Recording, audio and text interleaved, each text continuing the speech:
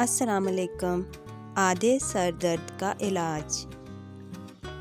1 चुटकी सौंफ, 1 चुटकी सफ़ेद ज़ीरा, 1 ग्राम अदरक, 1 ग्राम पुदीना और 1 अदद सब्ज़ इलायची 1.5 कप पानी में अच्छी तरह पकाकर कहवा बनाकर पीने से सर का दर्द कम हो सकता है।